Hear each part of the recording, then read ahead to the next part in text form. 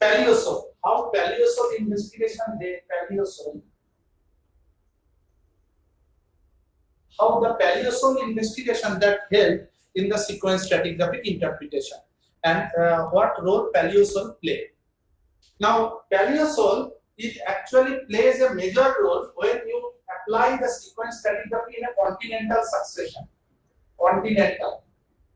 Or it can also play a role in some specific cases when you have a coastal succession. But most important, it is in a continental succession, in a continental fluvial succession. What we get that there are different kinds of Paleosol depending upon its maturity. And those Paleosols, I am not an expert of Paleosol, you people must be knowing about the Paleosol. There are different types of Paleosol, some are well-drained Paleosol, some are hydromorphic Paleosol, and they are at different scale of maturity in there. Now, what is the role that the Paleosol basically? What is the Paleosol? It is a soil formation at any particular geological time. Now, where the soil formation will happen, where there is the surface and the atmosphere, they will interact with one another and the soil formation process that will operate.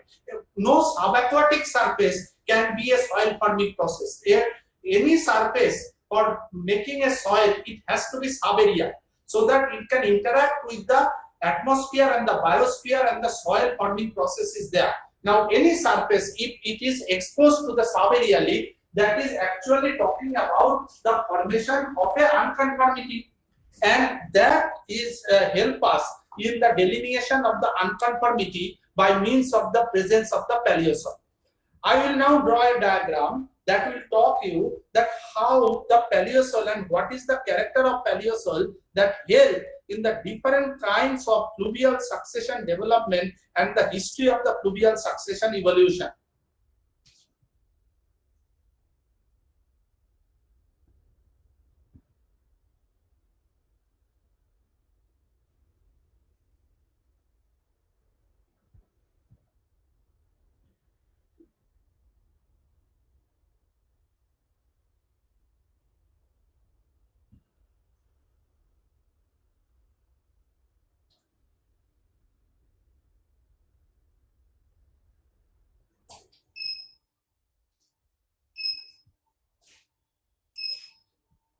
Hello, can you listen to me now? Yes, sir. Actually, the electric power has gone. I do not know how long it will be. Okay.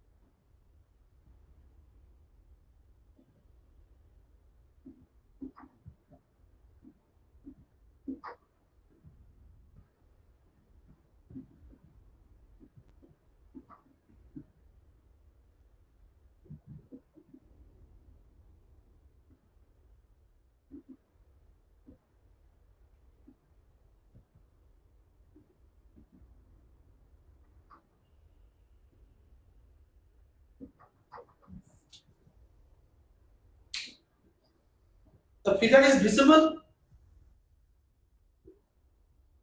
Yes, sir. Yes, sir. Okay.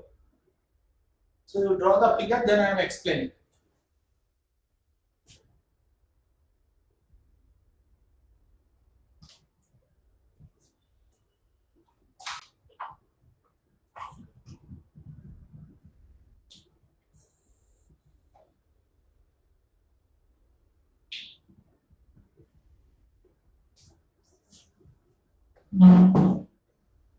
Please let me know when it is drawn.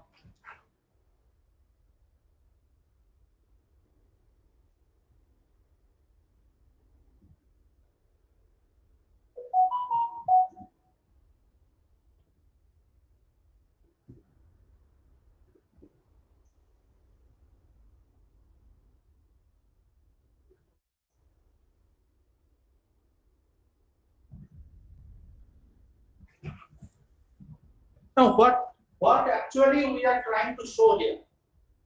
We are dividing the succession, the different kind of the fluvial succession. Here you are actually showing that the multi-storied channel, they are actually clubbing with one another and they are incising the floodplain area. And there you get a well-drained paleosol at the channel margin, and that is actually a low stand and the low accommodation space where you get this kind. But then when the relative base level is increasing, you have a floodplain dominated system. And when you have a floodplain dominated system, there the kind of paleosol you are expecting, that is hydromorphic paleosol, and it will be associated with coal. So the type of paleosol will vary between the low stand and the transgressive. So there, when the base level is actively rising and base level is not rising, base level is falling, so these two will be completely different.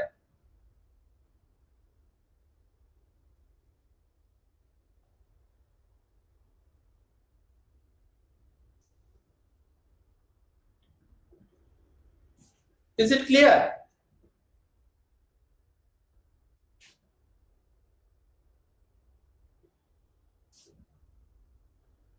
So the figure is not visible. Figure now visible? Yes, sir. Okay. So what I am actually trying to say that there are three different patterns of the channel. In one, this case, it is multi-story. Here, it is isolated channel.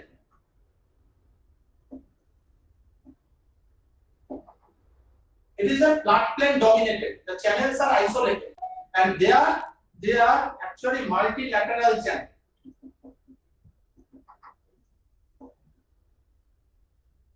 And this behavior of channel, that multi-story or isolated or multilateral, all these depend upon that what is the accommodation you are offering for the channel, and that depends upon the base level changes.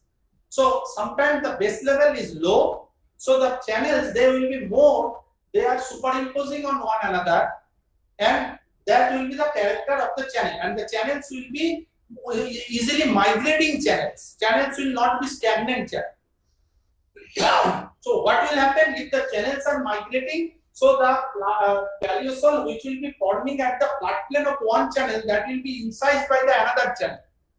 So that will be the incising channel. So I have written incision. So the channel, you will see that the paleosol of the floodplain that is getting incised, and that shows the channel are laterally migrating, not vertically aggregating. Now you come to this, when the base level is actively rising, then the channels become stagnant. They have become isolated. They cannot move laterally. So you get the better, and the floodplain normally do not get reworked by the channel movement. So the more exposure, if the floodplain gets exposed, you get the better idea of the hydromorphic paleosol, and then with the coal formation. Again, when you go to the HST, then again due to the accommodation, the channels here are not superimposed, but they are multilateral channel. So multilateral channel again will start the incision of the floodplain.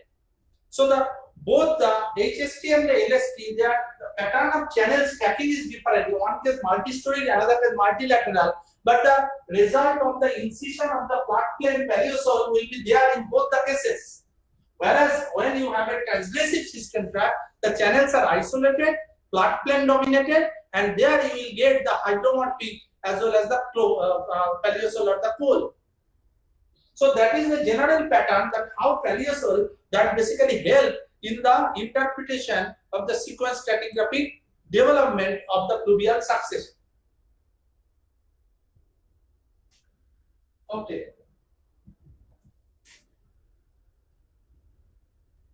If it is clear or if you want to know something, you can ask.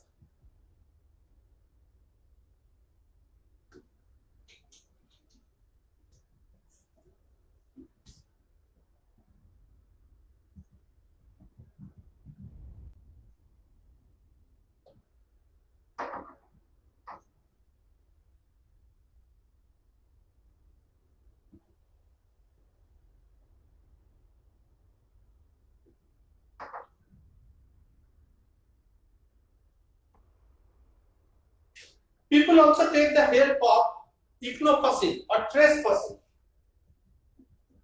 Trace fossil or ichnofossil.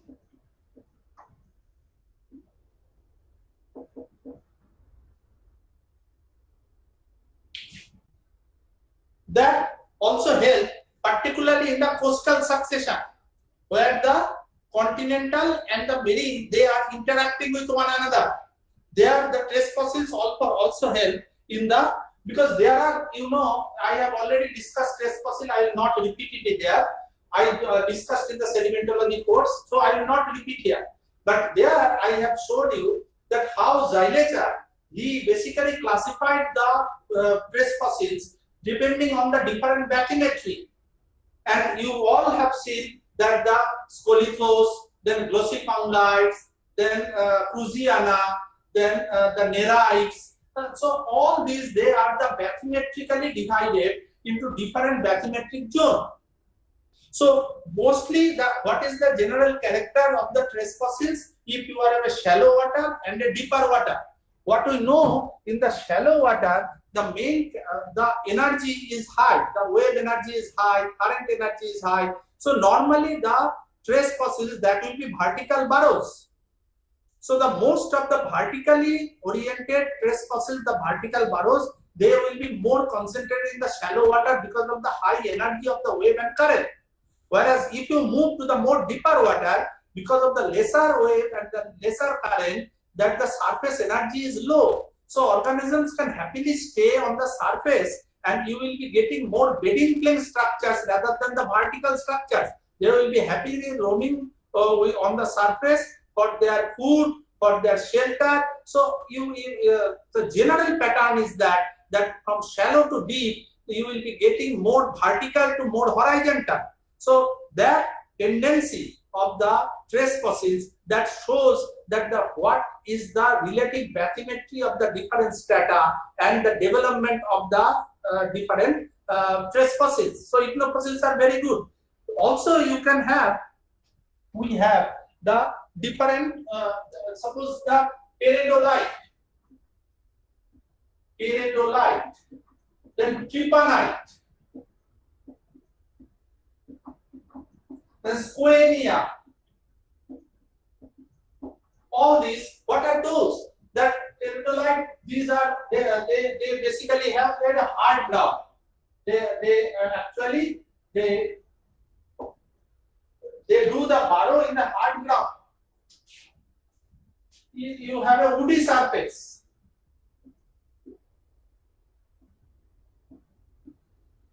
Then the rocky surface. Okay. So when you have the distribution of trace fossils, so I have a distribution. So suppose this is a succession.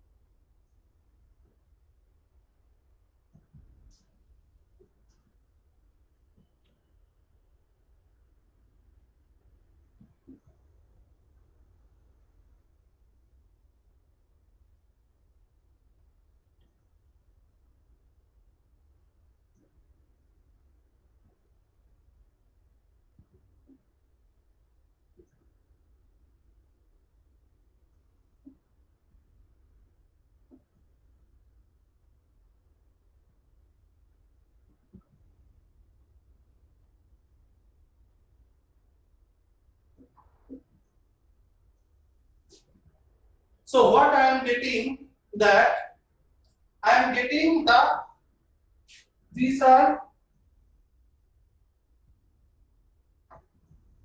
polythos. These are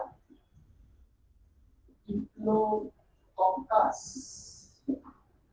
These are lyrites.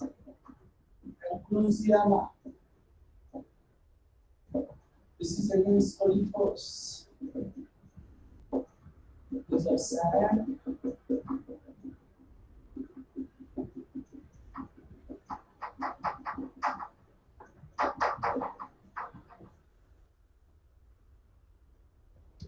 Is the figure visible?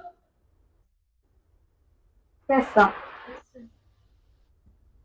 Hello? Yes, sir, it's visible. Visible. So you can draw it, na? Yes, sir. I cannot hear you. I am not understanding you. What you are telling. Yes, sir, it's visible. Acha.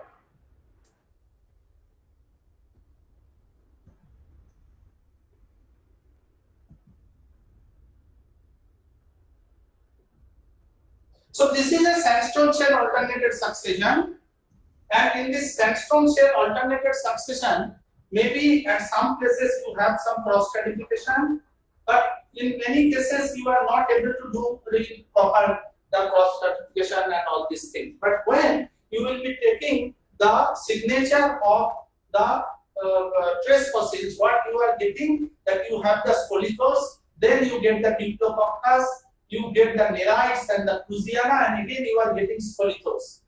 So what does that mean? It means that you have a from here to here you have a continuous increasing bathymetry. So the bathymetry is continuously increasing, and then here you get a drastic decrease in the bathymetry. So if this is high and this is low, so what I am getting by means of the trace fossil, I am getting that the base level is increasing and then there is a fall. So this is my RSL, relative sea level curve, and that the trace fossils, they are helping me in identifying the relative bathymetry of different lithopackets. That from here I am getting a consistent increase in the bathymetry and the behavior of the organism that also changed accordingly. But suddenly there is a fall and you have the shadow water deposit here.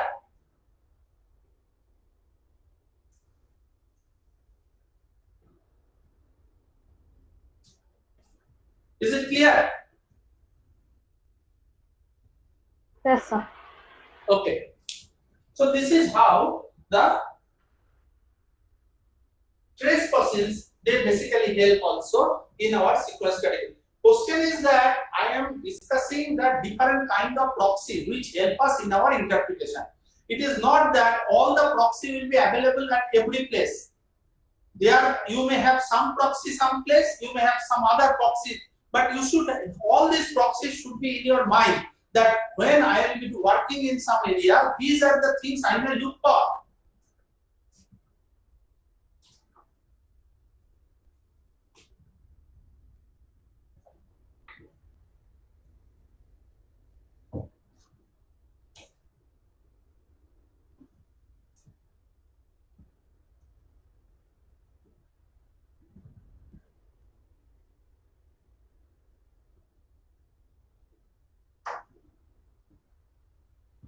Now I have discussed the major geological signatures, what one may look for. There are geophysical, for subsurface analysis, one may look for the geophysical signature. Geophysical signature for subsurface sequence, subsurface. And two major, one is well log, another is seismic. These two are the major signatures what we look for when we do the subsurface sequence analysis. Now well log, it is actually, it depends upon both well log and seismic, they depend upon different physical properties of the rocks. Well log, that is also responsive not only the physical property of the rock, but also based on the fluid present within the rock and its physical property, the salinity of the fluid content within the rock. So all these, they ultimately, it is the total physical property of the rock. Rock doesn't mean it is a solid rock.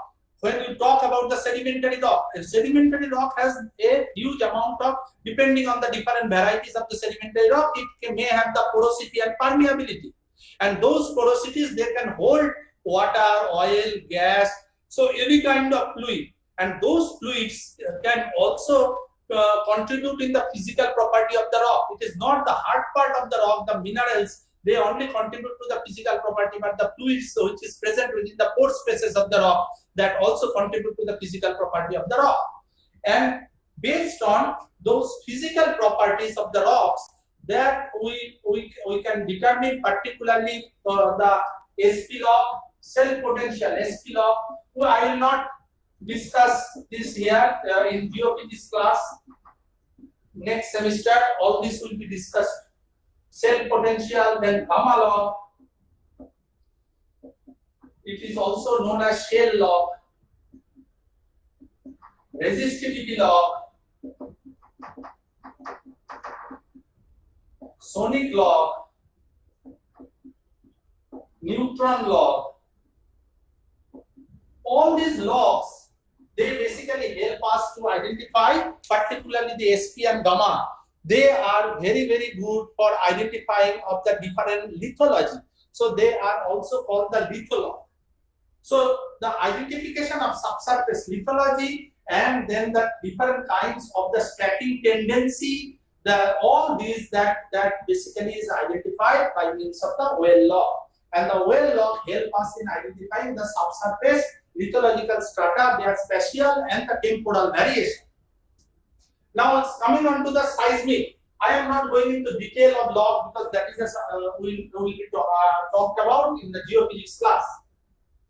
But what the seismic is a huge role player in the sequence stratigraphy, as I have already discussed, that the concept of sequence stratigraphy was preceded by the concept of the seismic stratigraphy. And the seismic stratigraphy that came in a very large way, in the 1970s and 77 and 78, that they came in a large way, because that is the time that the concept of the subsurface seismic survey that came. The Schlumberger came with the technique of the subsurface survey, and lot of subsurface images that started it started coming from the early 70s, late 60s to early 70s, and the subsurface, as the subsurface images that start coming, people started looking at that how the different kind of strata in the subsurface, they are interrelated to one another, what is their mutual relationship, how their spatial relationship, all these things that were basically discussed. Problem in the surface and subsurface is that one thing you must remember, when we do the surface geology is actually what we get, it is the erosional remnant of the original strata. Because there is, suppose I have a Precambrian strata, a Paleozoic strata, Mesozoic strata, there is a erosion and weathering which is going on for millions and millions of years. So finally what I am seeing today, it is a remnant after the erosion, but a long-term erosion. So always the outcrops may not be continuous. You can have a detached outcrop, one outcrop you get here after 10 kilometers, then you get another outcrop. So there is many gap in the understanding based on the surface, because it is a erosional remnant. But the subsurface is not that. It is not been eroded, not been weathered. It is preserved in totality. So the subsurface seismic data, that in one sense, it is much better picture that you will get, because there is no erosion weathering effect in the subsurface data. But the problem is that you cannot see in your own eyes. You have to believe on some proxy, on the geophysical proxy, and then that you have to interpret that. In the surface, you can look by your own naked eye, and then you can, but The problem is that the correlation, drawing the understanding the lateral and all these signal because of the high erosion and weathering effect and discontinuity of the exposure do not allow you to proper interpretation at many cases. So one has some advantage, the others has other advantage. That is, the seismic, it came in a big way. Now what people do in the seismic, it is now people, earlier it was the 2D seismic, two-dimensional seismic, now people do the 3D seismic. Now what is the seismic? Seismic does that, it actually, we'll discuss when we'll discuss the geophysics. Seismic works by two-way time methodology. You send a signal from the surface, it hits a underlying reflector, and it comes back to you, and you record the reflected or refracted ray. So it goes down and it comes up. So one time is going down, another time is going up. So it's a two-way time. This two-way time, that basically is transferred to the depth. So it is a time depth. So depending on the two-way time, we understand that at what depth the reflector may be. And suppose I am tracking a particular reflector and its two-way time is different at different places. That means the reflector is not horizontal, and the reflector, it will be having the different inclination at different spatial orientation.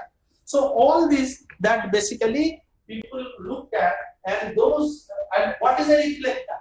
What is a reflector? Reflector is nothing but the lithological boundary.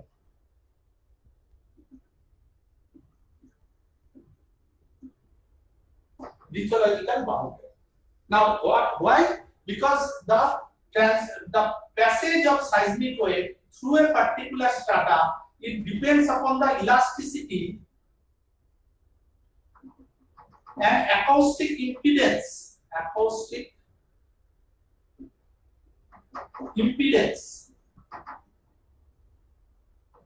of strata, and acoustic impedance of strata. Okay, so it is the depending on the elasticity and acoustic impedance of strata. And as suppose it is a sandstone, and then you have a shell.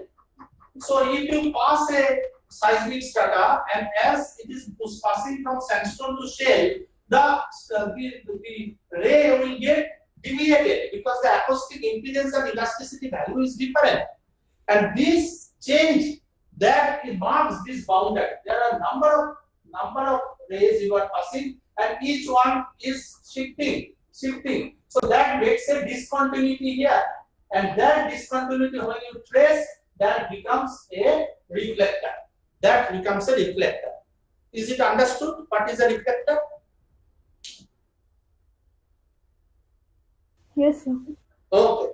Now, when people see that there are reflectors, that means the different strata, and these reflectors, they basically make the different kind of relationship among them. Then they try to understand that these relationships mean what?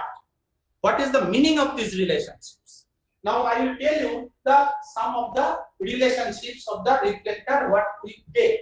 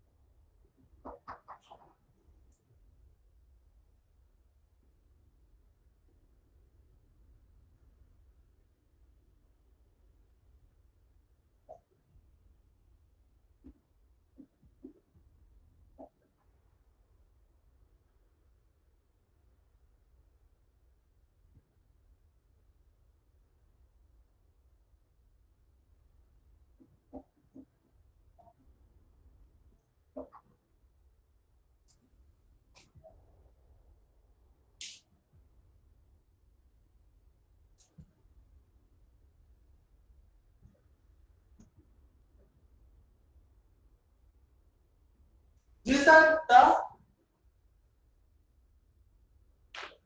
relationship of reflector, successive reflector, and how people interpret it. That what we are trying to show you by means of different geometry of the reflector.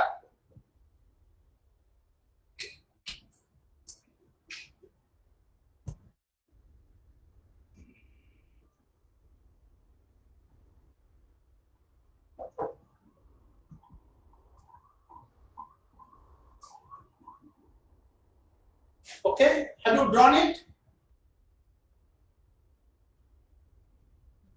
Yes, sir. Okay, so there are different relationships. What I am getting, that there are a irregular surface,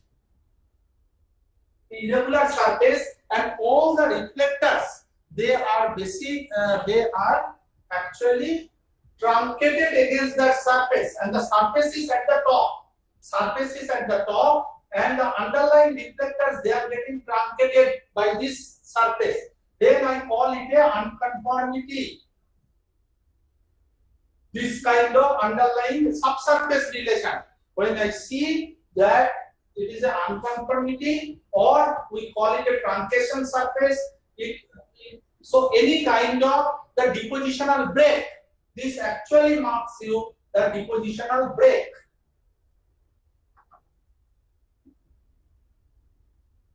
Marks you the depositional break. Now you see the onlap. What is happening? That each reflector, it is covering its preceding reflector and advancing forward in the upbeat direction. What I am saying, you can write each reflector covering its preceding reflector and advancing in upbeat direction. So if this is the first reflector 1, then this is 2, this 3. The reflector 2, it is totally covering the reflector 1 and advancing forward in an upbeat direction. That means the each younger reflector is taking into its lap, गोद में ले रहा है the earlier reflector, the preceding reflector. Each younger reflector is taking its preceding reflector into its lap. So we call it, and what does it indicate? It indicates an increase in accommodation. Increase in accommodation. Because first reflector, when it is forming, so this is the strata. Now the second reflector, when it is forming, there is a much thicker strata which requires a higher accommodation. This is more thicker strata that requires more accommodation. So a onlapping relation that basically talks to you about the increase in the accommodation. Now coming on to downlap. Downlap. What is downlap? Here also the younger strata is taking the earlier strata into its lap and then advancing in a down-dip direction.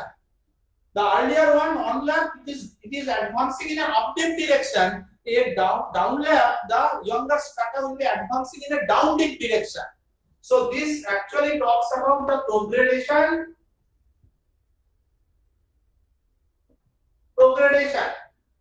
This actually talks about progradation. That is advancement towards the basin. This talks about the progradation. If anything is not understandable, please ask me. Now coming on to this off-lap.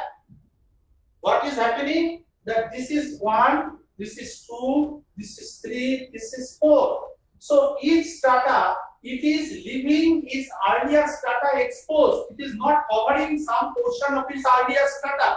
So it is actually leaving the earlier strata exposed, and so what you are getting? You are getting the decreasing accommodation.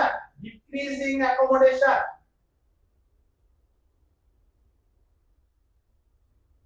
Decreasing accommodation, because younger strata, it is not capable of covering the older strata, and is leaving the older strata exposed, and that is why it indicates that there is a successive decrease in the accommodation. And then finally you have a top lap. What happened? That this is a very typical of your normal regression actually. Well, this is a typical of post regression.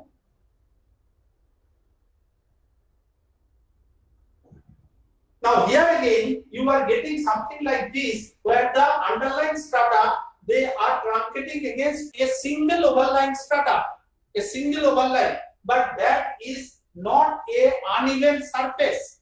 That is not a uneven surface, not marked by any channel incision, and this is a planar surface. That indicates that this is also a surface. We call it a surface of non-deposition. Non-deposition. Surface of non-deposition. Is it clear? Is all those are described is clear?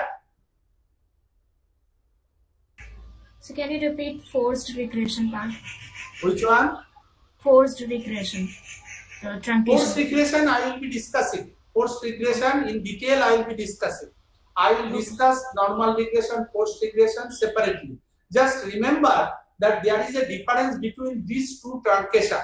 In one case, you have an uneven truncation at the top, which may be associated with the channel incision and all these factors. Whereas in the other case, it is a even single strata that is truncating all the older strata without any major signature of the incision, because it is a planar. So there is a difference between these two type of truncation. When I assign one as a forced, another as a normal, what is the difference between the two? I will be discussing in detail.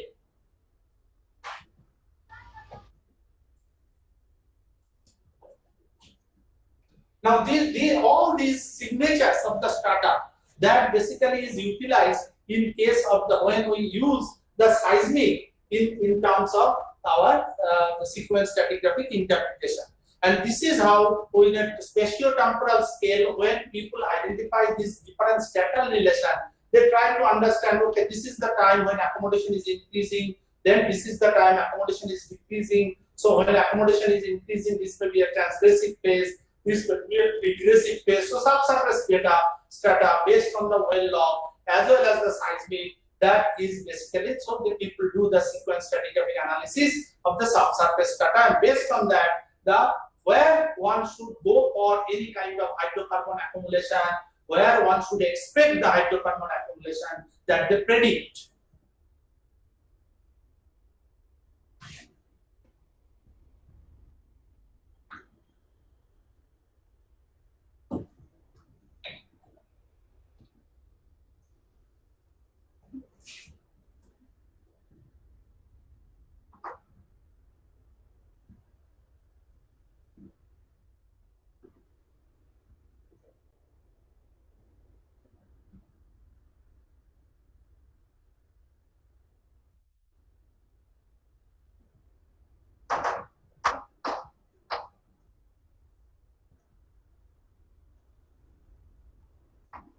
Now, we have discussed both the geological and geophysical signatures that by which we do the sequence stratigraphy.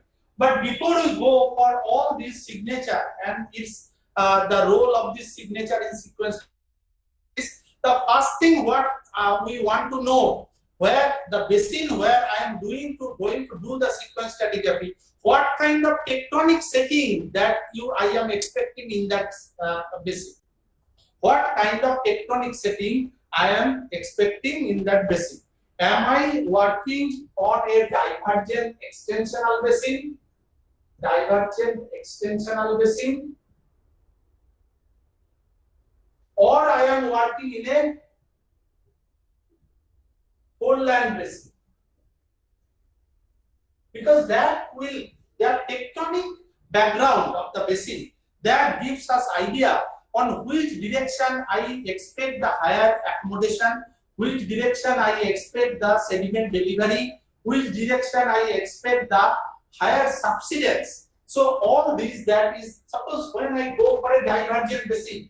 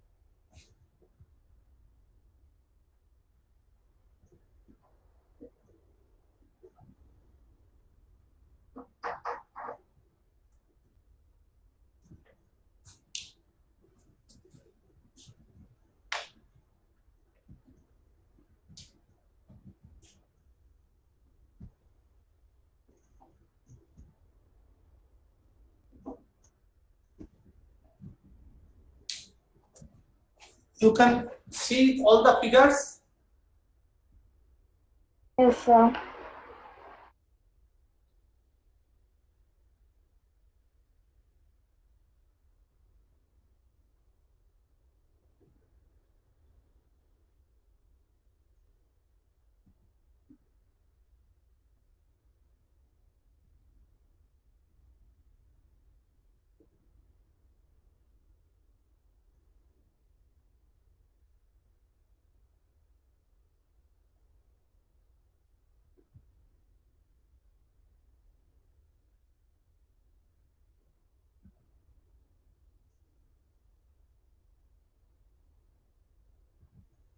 So can you please read out what is written in the below diagram?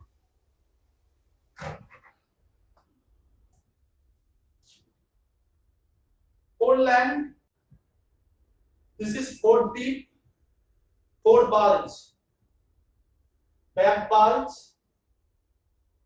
craton. Here I have written flexural subsidence. Here I have written flexural subsidence but dynamic loading, plus dynamic loading.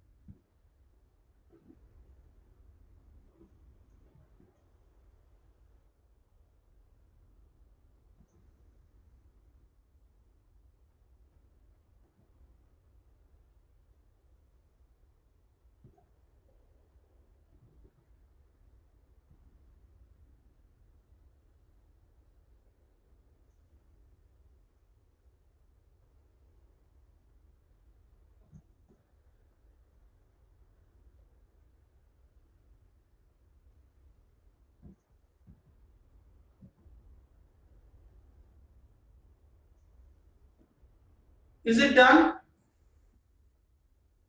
Yes, sir. Okay. So what is shown here is that before we proceed for any kind of sequence stratigraphic analysis, the first job what we do is to understand that what is the tectonic setting of a basin. And that understanding tells us that what is the direction of the higher subsidence, higher accommodation in the basin.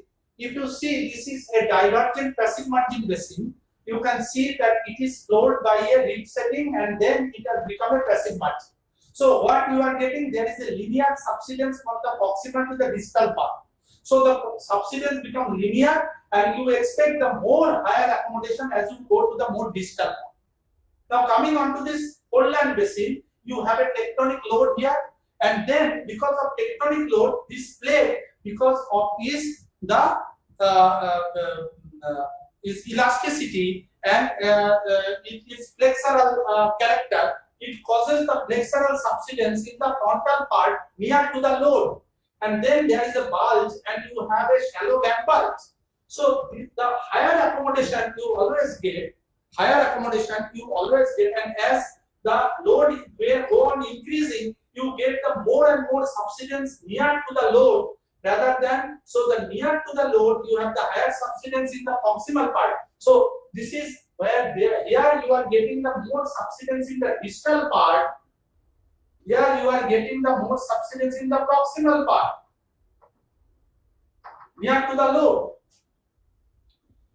Now we come on to the half graben system where you have it is nearly the subsidence pattern is similar to the passive margin because it has become open to the open ocean and is the half graben that has been. But when you have a graben, then there are two holes from the both sides and you have the maximum subsidence in the central part, whereas here the maximum subsidence it can go in the more distal part.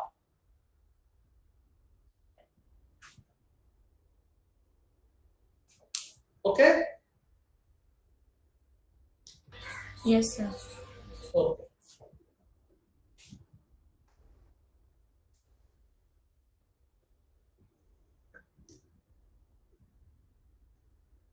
Now we will go on with more discussion.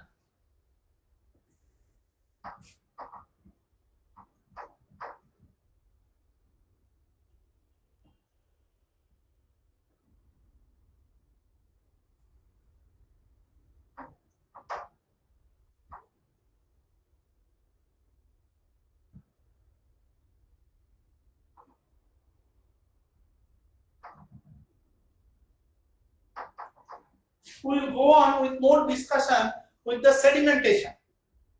Now, what really is the sedimentation mean? The sedimentation, as I have discussed earlier also, that the sedimentation, it is basically a allogenic control. You have the climate, the lithology, as well as the hinterland tectonics. These are the two things which are the three things which basically control the sediment delivery in a basin. Now, this sedimentation in a basin, whether that sedimentation is sufficient to for that basin, or the sedimentation is not sufficient to fill that basin. It all depends, as I discussed in the last class also. Today I will just elaborate it, that the depositional energy flux. Now, what really the depositional energy flux talks about and how it controls the accommodation.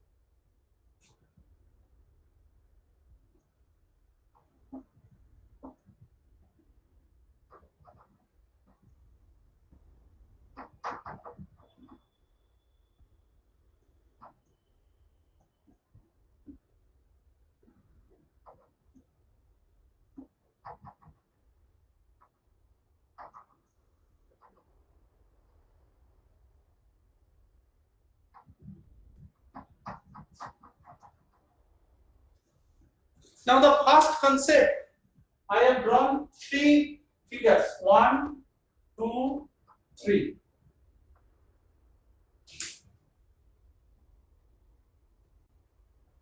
Draw the three figures.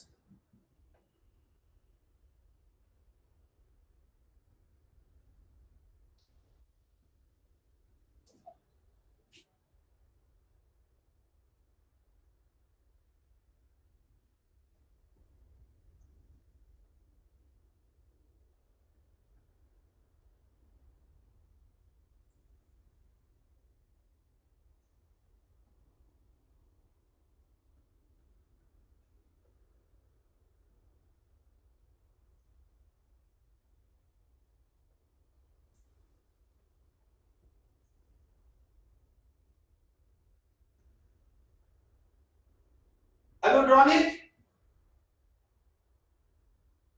Yes, sir. Okay. So the first figure I want to tell you that there is a difference between the sea level and the base level. Often we confuse that sea level is the base level. So what we say that the base level is the lowest level of erosion, and that is what we say that the lowest, below the base level there cannot be any erosion. Above the base level there will be erosion. So is the sea level is the base level? No. Sea level and base level, they are completely different. Which often wrongly and erroneously we always say that sea level is the base level of erosion. Why it is so? Because this is the example where you have a sea level, but you have in the erosional agent, wave, current, that is still operating, and that the up to this level, that can cause the erosion. Up to this level, it can cause the erosion. Okay, so if that can cause the erosion up to the storm base level. Normally, it erodes in the fair weather base level, and in course of storm, it further goes down and it can cause the erosion up to the storm base level. So, when the erosion that happens, so the base level, it is much below the sea level. So, you cannot say that sea level and base level, they are same. Am I clear? Hello? Yes, sir. So, we are actually identifying a sea level and a base level. Now, I am considering two different cases. In one case, our sediment supply that is more than the energy flux, which is basically available here. So, the energy, that is the wave current energy, is not sufficient to carry whatever sediment is delivered here, to carry it further down. So, there will be a net aggregation or net addition of sediment on the base level. Okay, so the base level that will be moving from 1 to 2, that is the new base level. This what, when it happens, we call it positive accommodation. We call it positive accommodation. Now there is another case where the energy flux is higher and the sediment, whatever is you are supplying, that is not enough. The energy not only taking away the sediment to the distal, but also because there is energy that the base level is getting eroded, because that is causing erosion. The wave is causing erosion, and the new base level that may be further down, we call it negative accommodation. Now there is a problem. Now, when I say positive accommodation, negative accommodation, actually what is happening? When you have a negative accommodation, you have a more volume to be filled by water. When I cause a positive accommodation, you have a lesser volume of water to be filled here. So don't confuse with that. What I am saying, that when the sediment supply, that the energy is not sufficient to carry it, then you have a net accretion of the sediment, that is the permanent settlement and the rise of the base level, that what we call the positive accommodation. And when the energy is high and the sediment is not permanently settled there, then the energy, it may cause the further downgradation of the base level, then you call it a negative accommodation. Is it clear what I have said? Yes, sir. Okay, Yes, sir. so far so good. I am busy in some work. That's why I have to complete my class now today. So from here we will be proceeding in the next class.